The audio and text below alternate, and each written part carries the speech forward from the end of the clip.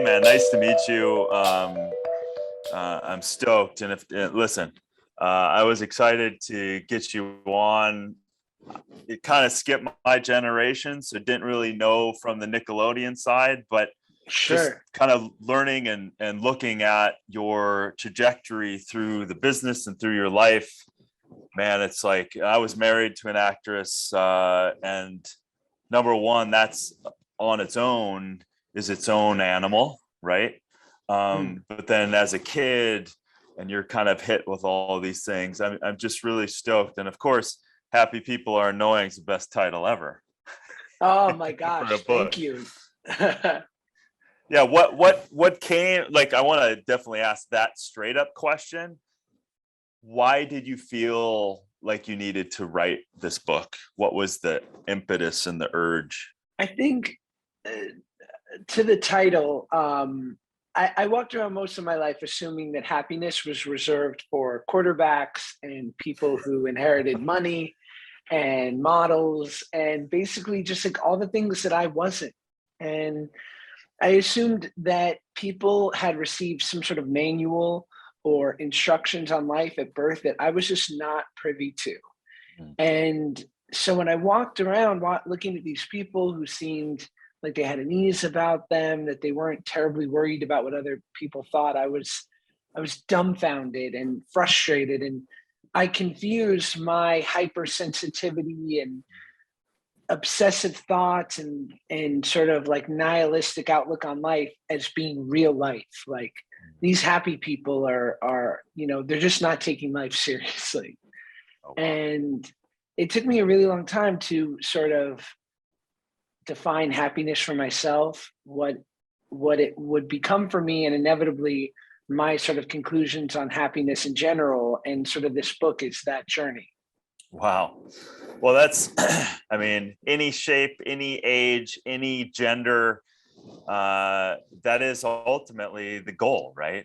We all, I think, as a human family, want to be happy, and it's so easy to put, to judge other people or to think that that is what we need to aspire to and everything else. So it sounds like there was this world in your head and then the world out there.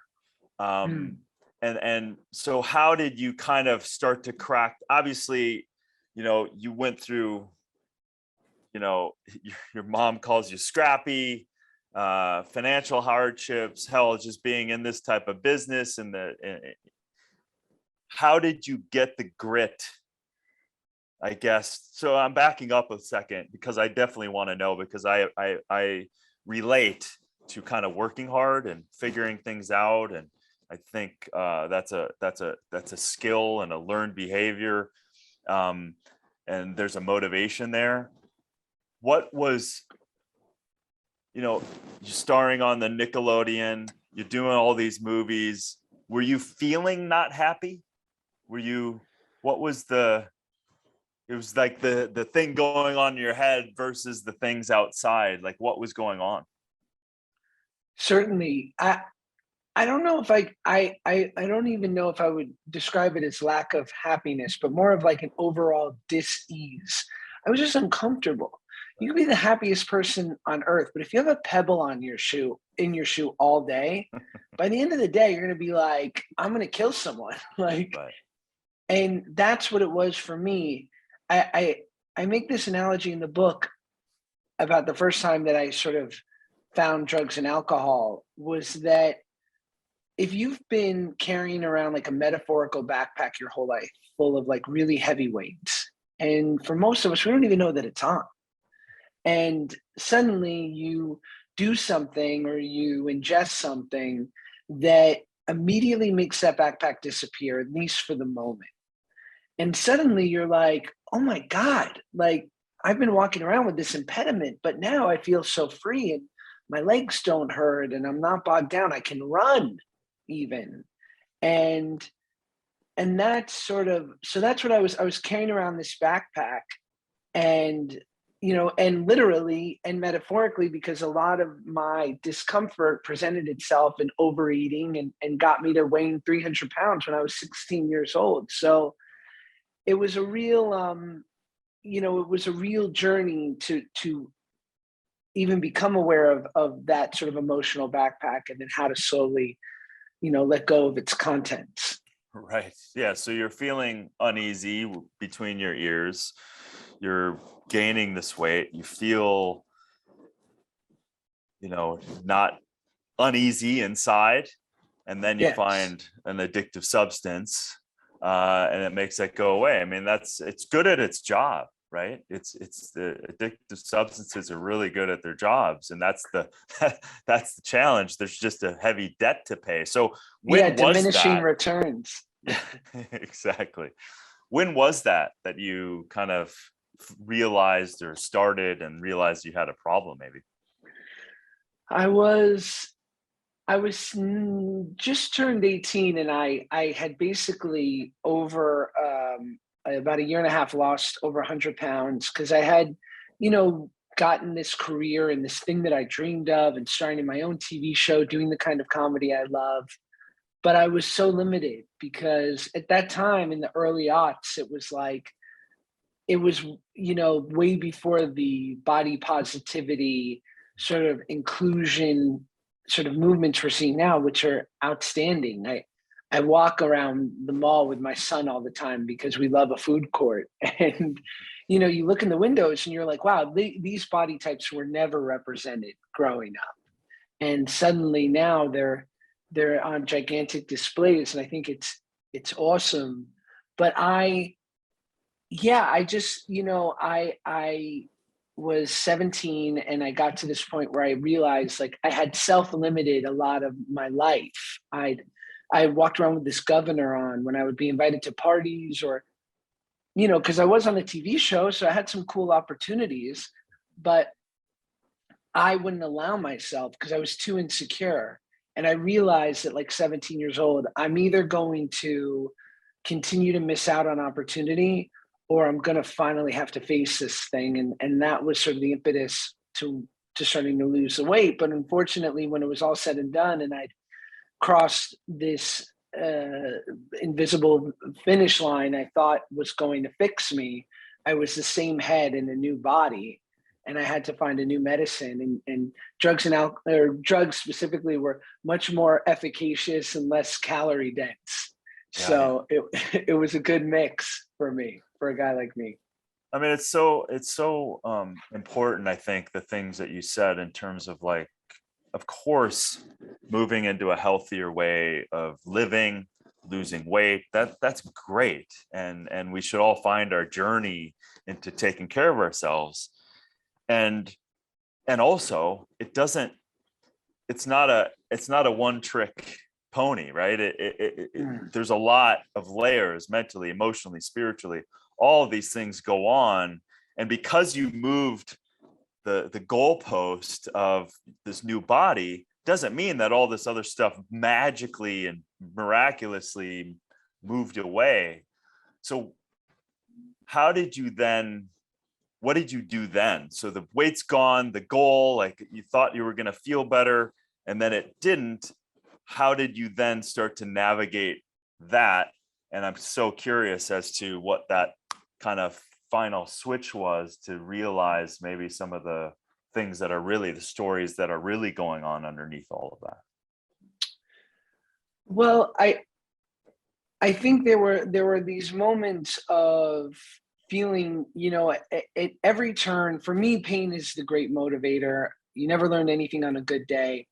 And people now look to me at times for advice about getting in shape, or losing weight, which I never intended to sort of be someone that might be a resource in that way. But I've through embracing that and embracing my origin story and being honest and vulnerable about it, much like I am in this book, has sort of allowed me emotionally to level up in a way of like, wow, maybe life doesn't have to be all about like that next great part. Like, maybe you can actually help people.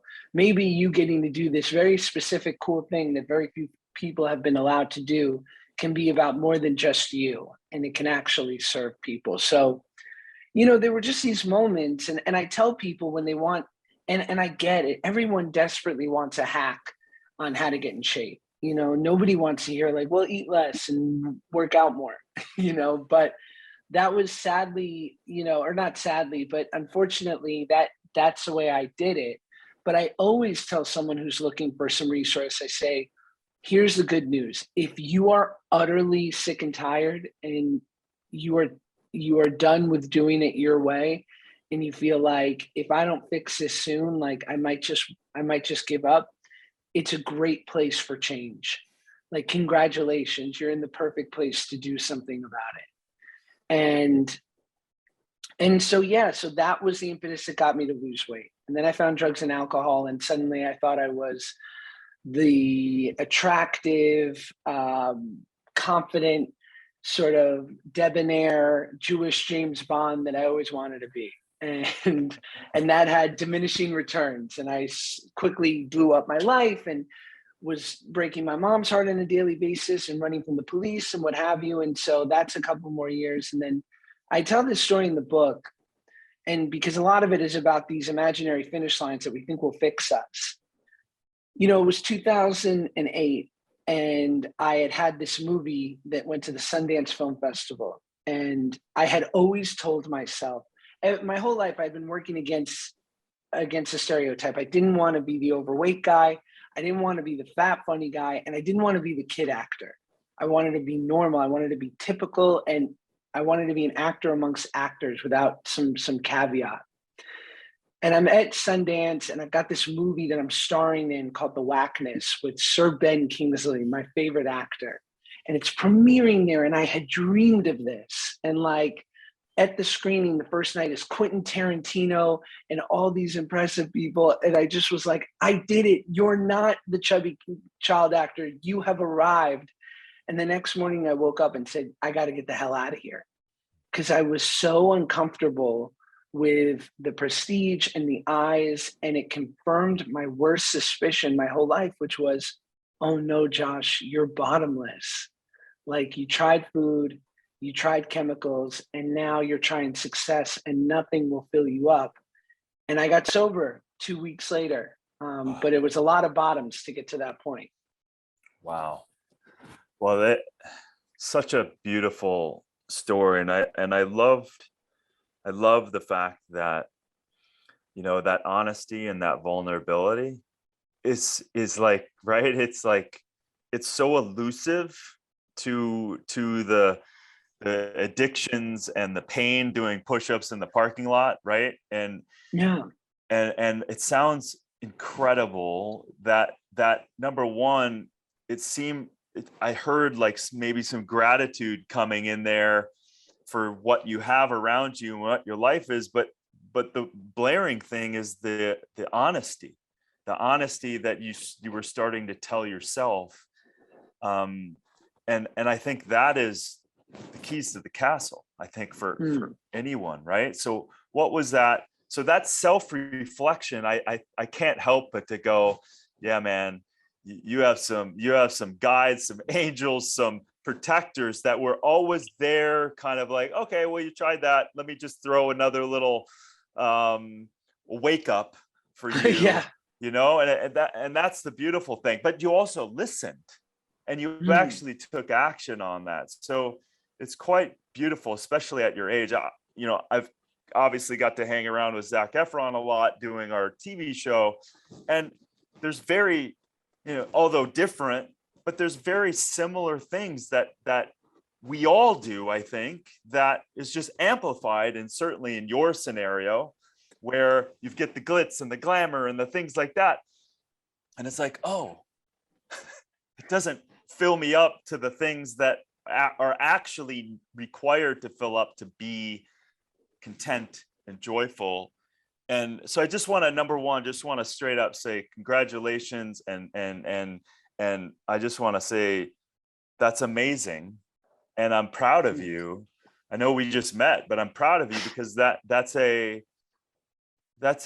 beautiful thing that you didn't say no to. Eventually you said yes, right? And so anyway, I just want to say, because it's seductive. There's the world that you're also in is so seductive and so alluring to do everything it can to take you away from the inner world that is really going on. So I just want to give my props to you with all of that. No, I appreciate it. And look, it was this perfect storm of, like, I talk about apostles in my life, and my mom being one, and Sir Ben Kingsley was the one who gave me that advice in the book. On the last day of filming, I'm a guy who never met my dad, who, was working with their hero.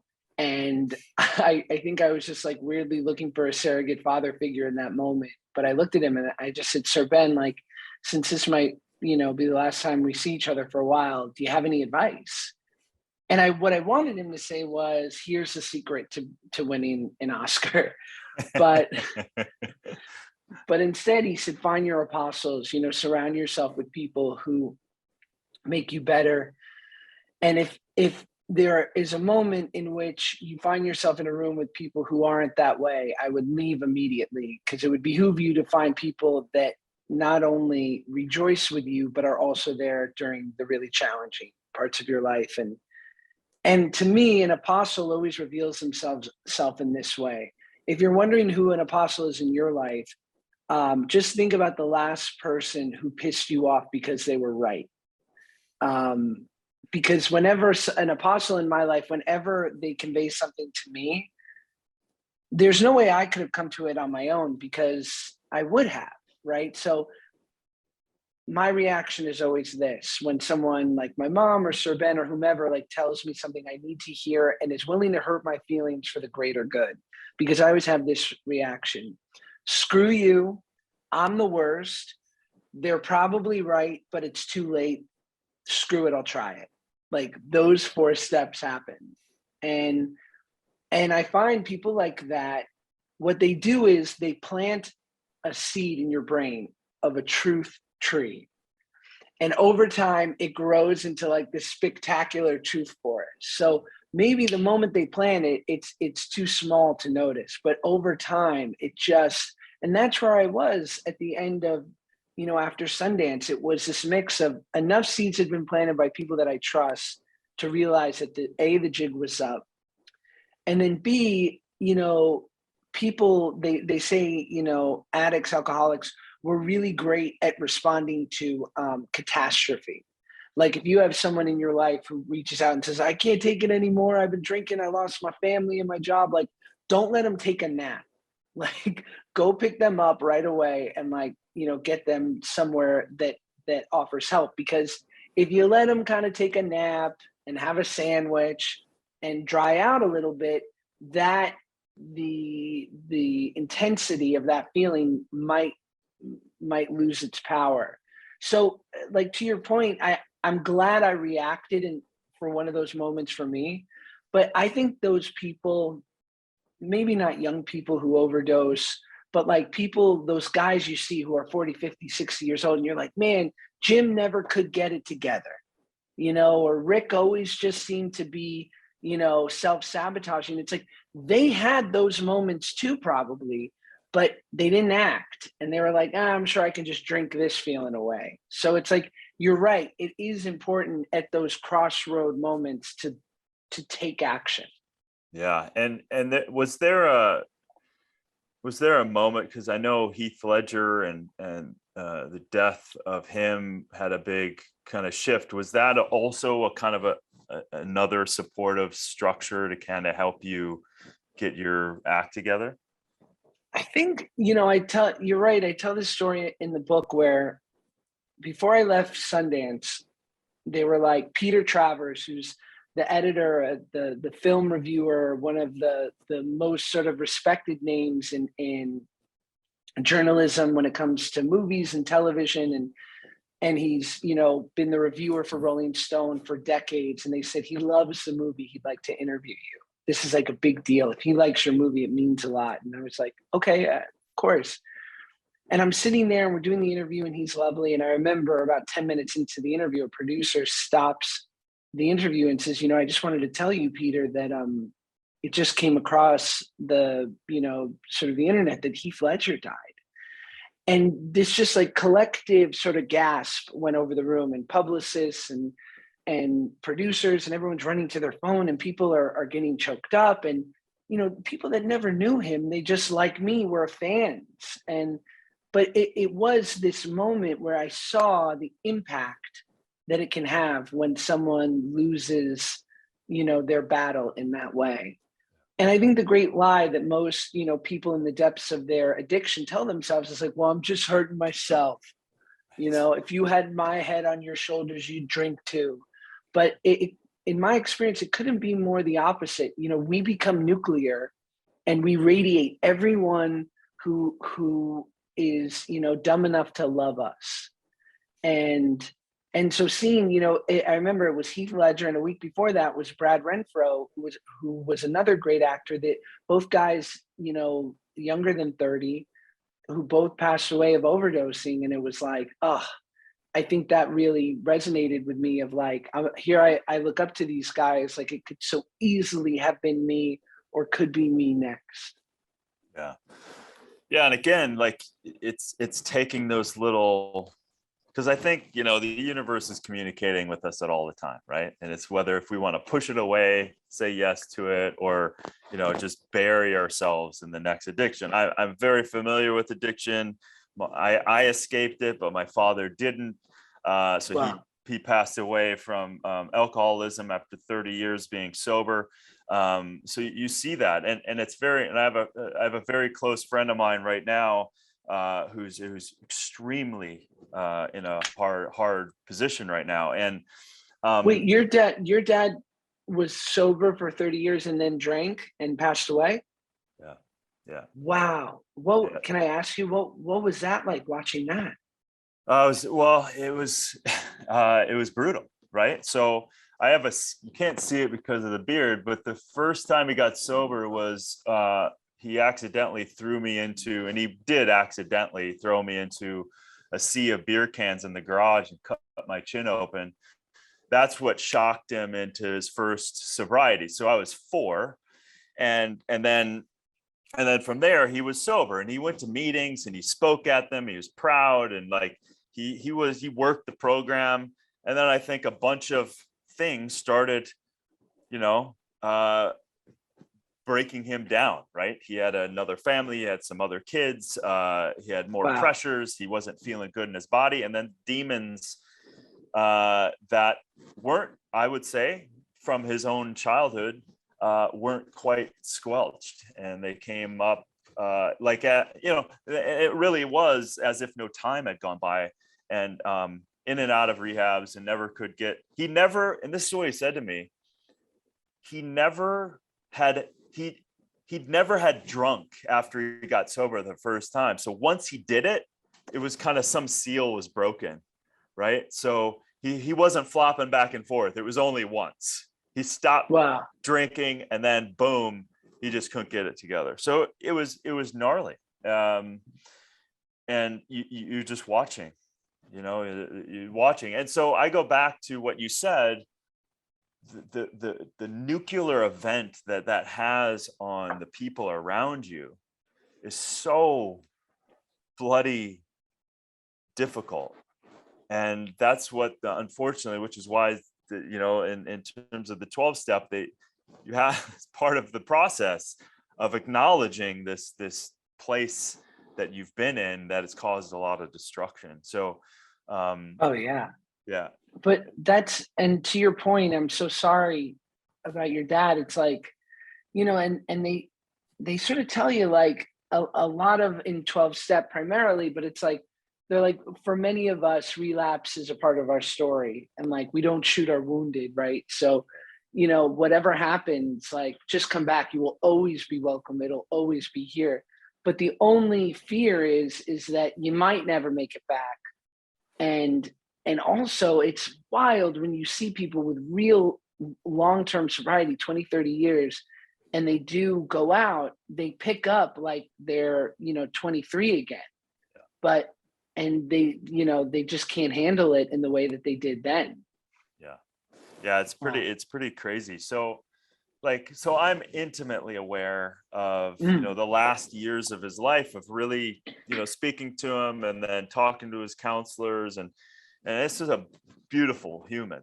My dad is amazing, and he certainly was. And but I'm certainly like, if you don't deal with the pain, the deep pain that's there. It's like, obviously people have addictions that have a propensity for more than people who don't. And without being radically honest with yourself and turning into and turning around at the demons, it's a very challenging thing to keep the wheels on the rails. So for you, because I know it takes a lot of inventory, right? It takes a lot of inventory work to understand emotionally, mentally, physically, spiritually, where you're at, who are you without all of these things that you thought were going to fix you. So for you, what was that process, and what is that still like? Because that's obviously a very powerful, necessary part of this thing. Well, I think, to your point, the silver lining of having such a severe, for lack of a better word, ism, right? Like the best and worst part about being addicted to drugs and alcohol is that usually it will force you to your knees pretty quick, because it's so damn efficacious, which is attractive, but the consequence is so great. And so it's rather quick, where I've seen so many people who suffer from personality disorders or just have negative patterns in their life, but they're still able to show up for work, and they can still like fake good. They can even have a family and be quite successful, but then they just sit around and they look around and go like, why don't I have friends?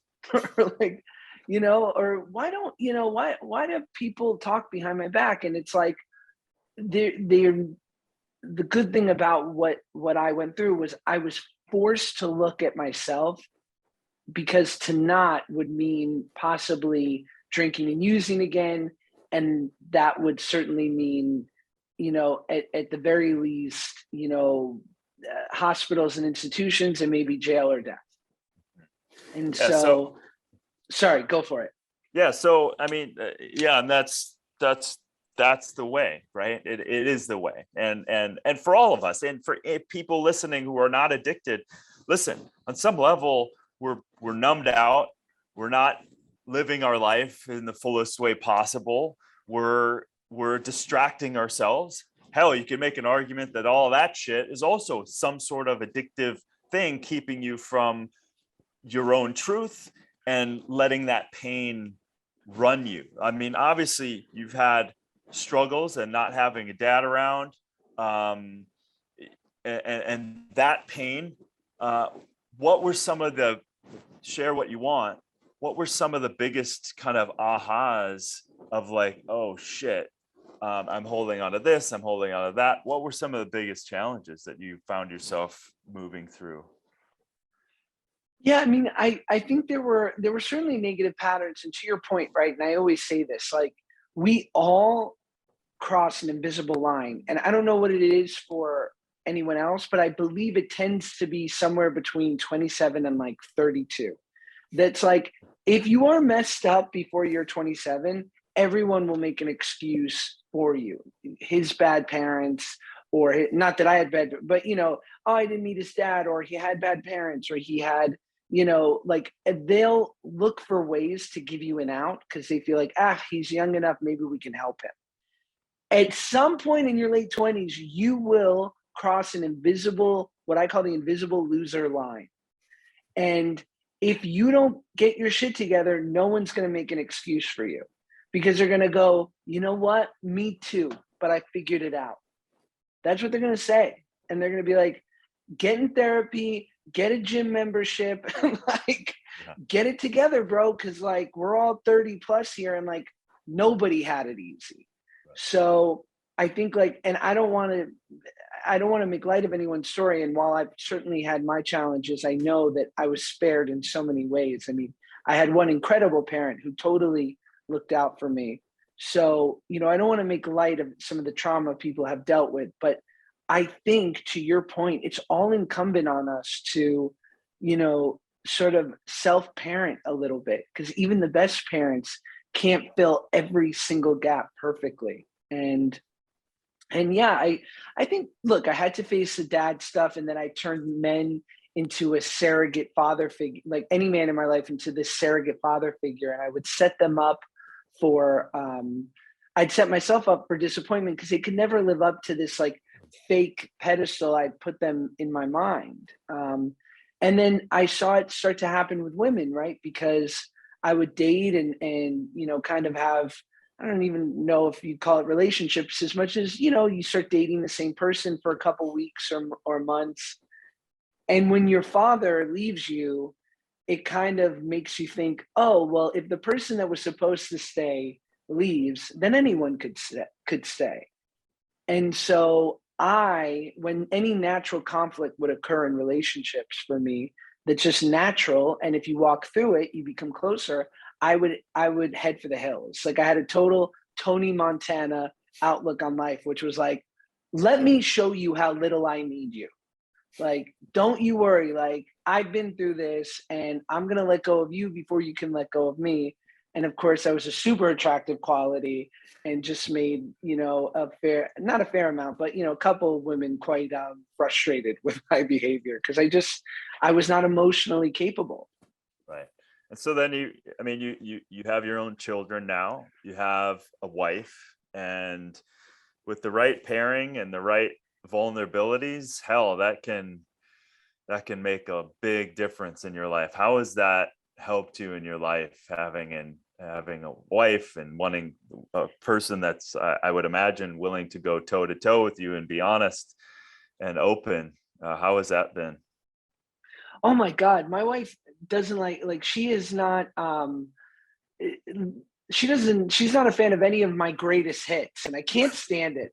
I'm like, I'm telling you, this shtick works on other people. She's like, that's your problem. It's shtick, and I can tell.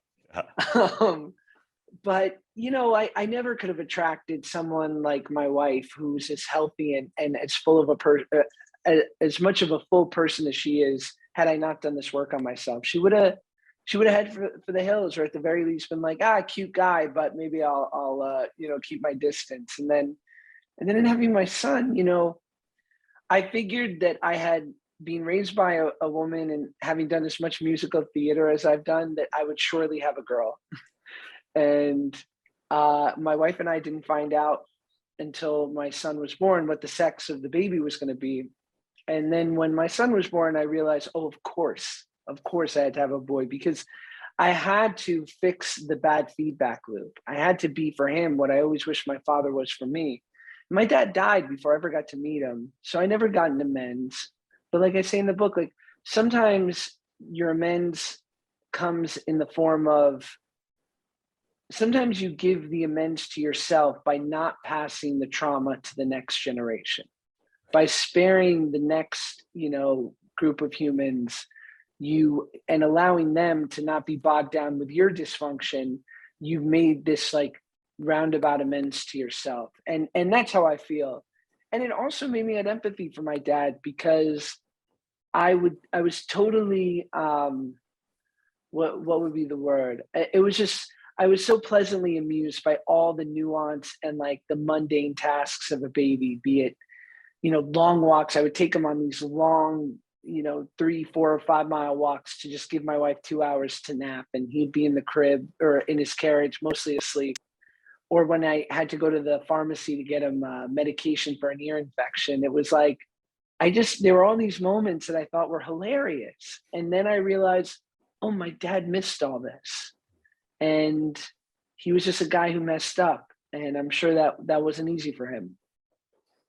Yeah, he's running around with his own challenges, keeping him from potentially the greatest loves in his life, right? So his own Yeah. children, and that's where you can. And it sounds amazing that you've gone through so much of that healing, and that's where you can get the perspective of like, hey, man, he must have been in a lot of freaking pain, because Mm. and and it's just so powerful, because I've felt this several times too, in the sense that you can clear things up and clean things up generationally, right? It's so easy because our parents, whether we want to admit it or not, is our first teachers, right? So we're sucking all that in, and what we do with that, the transmutation that we do. We either spit it out similar to what they did, or some sort of, perpetrated example of that, or we transmute it, take responsibility, like you said, kind of put on the big pants and go, okay, I need to kind of take responsibility for this. So it sounds amazing that you get to have this influence on your son and fill in these gaps of love that may have been missing in your life, and then you get to shower your son with. It's what a beautiful opportunity. Thanks. No, I agree with you. And I look, I had to learn how to be a man, and I had to learn, I had never, my mom taught me how to be decent and a good person, but I needed softening. I needed rearing. Last year I was doing this show called Turner and Hooch for Disney Plus, and it was the first time I'd been like the proper star of something with like a real budget, and as you well know, like the sort of the number one on the call sheet, which is usually the person who's the lead, really sets a tone. It can be a good leadership role, and I wanted to be that. And I'm so lucky, my father-in-law played in the NFL, and he was a quarterback, which is, requires some leadership skills. And he's just such an impressive guy. And I asked him before, I said, do you have any advice about how to handle this? And he said, find your apostles. No, I'm kidding. I was like, God damn it, this thing, I need real. No, he said, as a leader, he said, basically, make the losses your own and make the wins everyone else's. Wow. And that really resonated with me. That's big boy pants for sure. And that's yeah, because you're like, hey man, it's not just me, it's everybody. I mean, to even have award shows that someone is getting an award, an Academy or whatever, and you're like, man, it is so infinitely complex to put such an art piece together that it's so weirdly narcissistic to just give one person an award. But you know what I mean? It's crazy when you think about it. Certainly when you know what goes into production, and when people really love what they're doing and they're in that production making something greater. But that's a perfect, it's like if we all could take that on, and like in business stuff, something goes wrong, instead of blaming someone, hey, like, okay, let's figure out how to change that. Let's figure out how to change how our family dynamic, right? You're the leader of your family too. So yeah, no, absolutely. Yeah. So how did that go then, filming? Like, what was that like, kind of stepping up first day, proud, first person on the call sheet? What was that like? It was great. I mean, it was an incredible group of people, and it was really a lovely show, but it was super challenging. I remember when I was a week away from taking off to go do the show, my buddy of mine, Matt Lillard, who's a great actor, said, have a great time in Vancouver. You're going to love it. Get ready to be wet and cold for the next 8 months. And he was right. And so the environment was challenging because we shot in the dead of winter. The French Mastiff is an incredibly adorable dog, not the most trainable. So, you're dealing with an animal who you have to honor their limitations, and you don't ever want to make them feel uncomfortable in any way. So we as the humans are adapting, but, to never lose my shit, and to never allow, maybe if I'm having a bad day, to trickle down to the people around me. Because it's truly a lot of people's jobs. You're not that important as an actor, but you're important in the sense of a lot of people's jobs are contingent on how prepared you are, how streamlined you're making the process. Like, and I'm sure you can tell a million examples. Like when you walk on set and you just start seeing a pattern of like people kind of being crappy or short with each other, or like slightly disrespectful, it's because someone at the top set that's an acceptable way to act. And you just never see it. You never see it when there's like a really impressive, person, especially when you see, like, you hear about working for the biggest actors. I love asking friends when they have an opportunity to work with a Tom Hanks or a Spielberg or something. I'm like, what was that set like? You never hear like, oh, a mess. It's always, it started at the top and everyone followed suit. And I don't think it's any coincidence why they're as successful as they are. Oh, and people love because it up leveled everybody, right? They set the Right. tone. They were professional. I have a good friend of mine who's been in 100 movies, and oh my God, when he shows up, he's so prepared, right? But when someone else isn't, and I'm not going to throw anyone under the bus, but he's said a couple when they just show up and they literally haven't, they're just being fed lines, and it changes everything. And it's really Right. that, like, it honors, and that's the thing, it honors people, everyone down to the grips and the guys in the trucks, and you honor people by being prepared, right? And so anyway, yeah, I can totally appreciate that, and it sets that tone.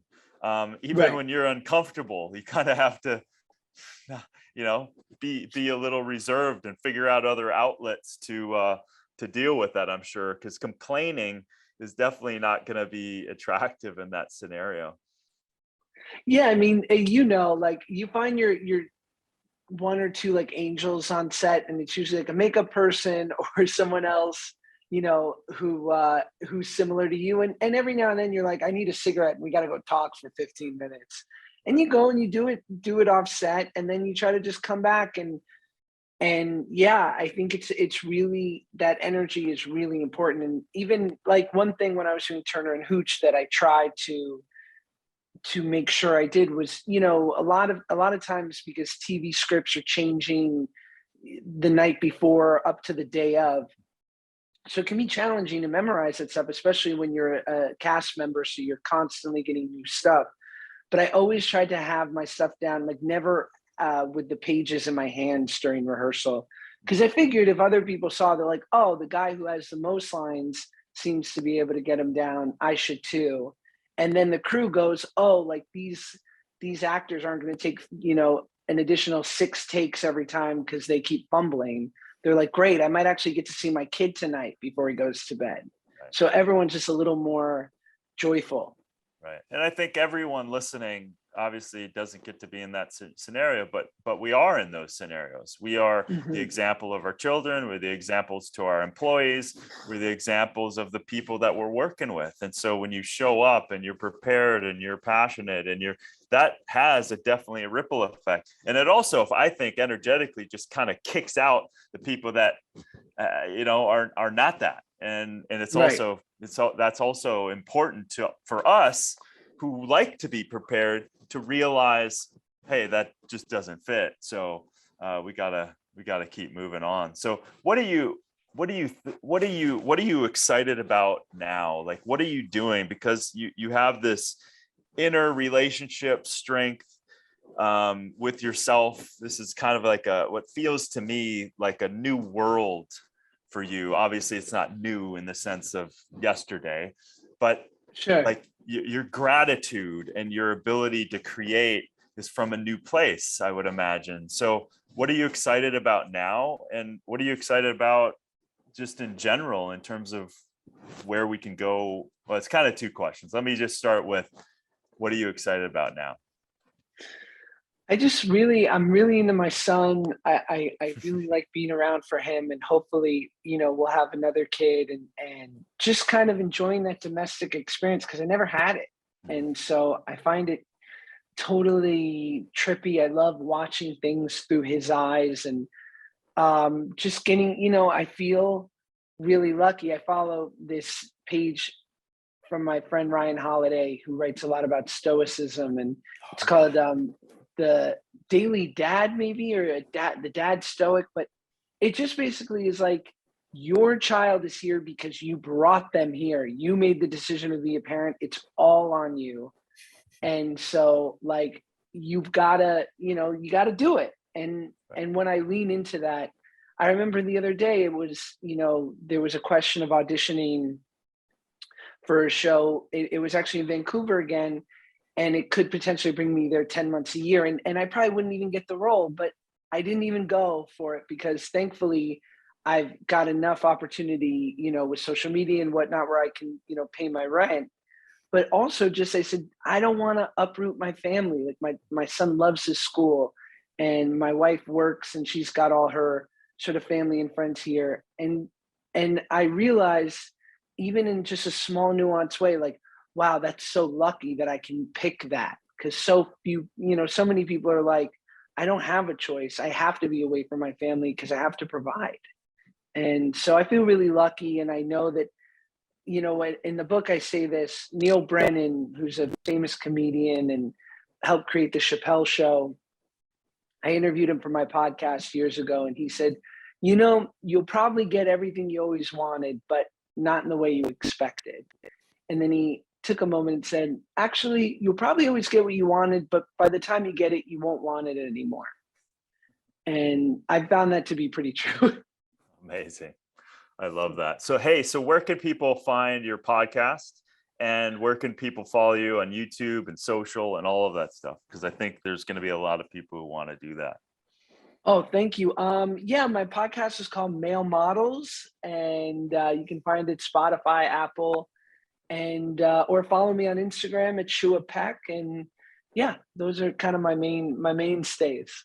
Right on, man. Well, it's such a pleasure to meet you. I'm just grateful for the grit of you and figuring out your life and finding your reasons for having the best life ever. And that self-reflection is something that is so valuable, and being honest with yourself. And yeah, man, you don't find that often, but we all should strive to be that. So thank you, brother. I appreciate it.